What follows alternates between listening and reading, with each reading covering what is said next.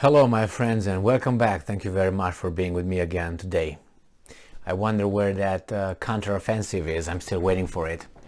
Ukrainian counteroffensive, because in the meantime the Russians are pounding the southern part of Odesa Oblast, or however you want to call that area, the southern part of Ukraine. And I have here Odesa region. I have this article from Ukrinform. And this article is from today, the 26th of July 2022. This is the title. Russian aircraft fired 13 missiles at Zatoka. Russian aircraft early on Tuesday fired 13 missiles at the settlement of Zatoka in the Odesa region. Odesa region is the area where the Ukrainians claim that will have the offensive or counteroffensive against the Russian invaders, and I failed to see the offensive, the counteroffensive. But probably by December, when the war will be over, the counteroffensive will materialize. So Yuri Ignat, spokesman for the command of the Ukrainian Air Force, said at a briefing at Media Center Ukraine, and I'm quoting, "At first, Su-35, that's Sukhoi 35, and Su-30, Sukhoi 30 aircraft struck from Black Sea. At 5:30, 3 aircraft fired 5 Kh-59 missiles, mostly the Odesa region, the Zatoka area," Ignat said. So there were 3 aircraft fired 13 missiles.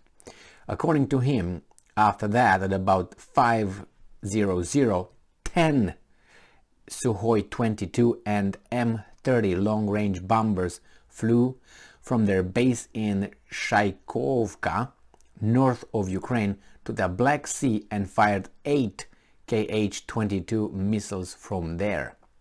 He also noted that the enemy is constantly trying to confuse Ukrainian air defense. This translation, our air defense took a shit, could not do anything. That's a translation. Try to confuse. Yeah, but how come there were some articles I looked and they were saying 100% accuracy, 100% success. The Ukrainian air defense destroyed 4 out of 4 Russian missiles in southern part of Ukraine. How about now? What's going on with these guys? I don't think these guys just flew 3,000 miles away from the coast and fired from there.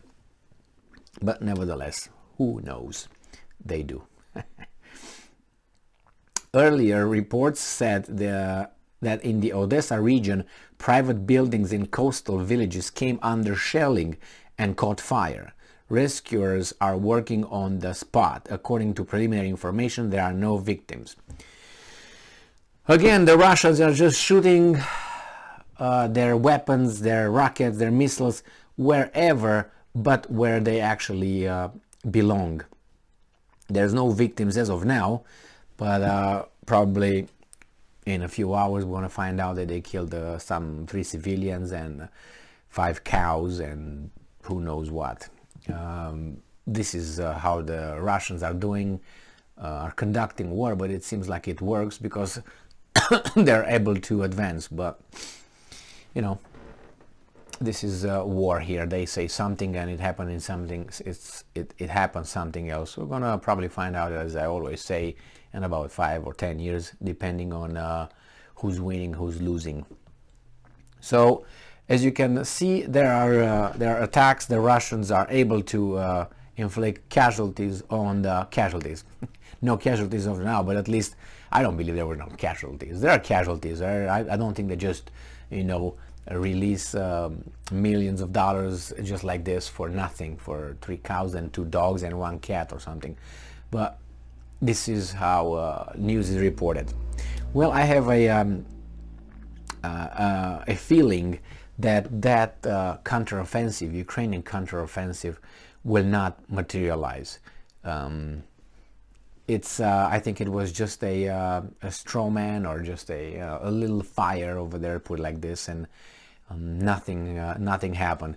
I don't hear anything about any movements of troops, transfers of troops from I don't know, from the inner Ukraine, from the western side of Ukraine, which actually doesn't do anything. They don't have to do anything over there. Romania will not gonna attack them, obviously. Moldova will not. Transnistria, leave alone that. Poland, no, and Belarus, that's north. So I don't understand. Is this the capability of the Ukrainian army? I think they reached their limit. But I said about 4 or 5 days ago, that it's going to be about a week and a half, between a week and a half and a week and a half and 2 weeks, when all this thing is going to just, collapse. It's a point where you can't bring it back. And a tree that starts falling is not going to come back. Here, it's going to keep going, and it's just where you're going at what point you would stop the war, and you try to pick up your losses and say, okay guys, this is it, let's talk. And I have an article, I have a few articles that I will discuss in my future videos, and a lot of things happen in Germany, and I'm talking about labor relations with Lufthansa. And that tells me, that's one thing. The other thing is another article that I will discuss regarding the 15% decrease of gas use in Europe will be voted. That's another one that shows me that Europe is getting in a big crisis, and they try to adjust as much as possible. Now they have problems with the turbine again, with another turbine. So it's all kind of news that are there, and I will discuss in my next videos. This is the first one for today, and that tells me that the shit will hit the fan, and then it's gonna be exploding. It's the Western countries, the European countries, and it's not going to be Great Britain, it's going to be Germany, the one who's going to be in such a deep trouble that will just pressure everybody else to negotiate and stop this. That's how I foresee. This is one, and the other one, the collapse of Ukrainian army. That's another thing that I foresee happening, or a rebellion within the Ukrainian leadership, or the handlers will not, when there's not enough money for everybody, then they start shooting one another to get more. So in this case, when they see that the carpet is taken off from underneath their feet, they will try to push everybody out, so they'll still standing. Thank you very much for being with me again today. Stay strong, stay smart, look for the truth, and be just.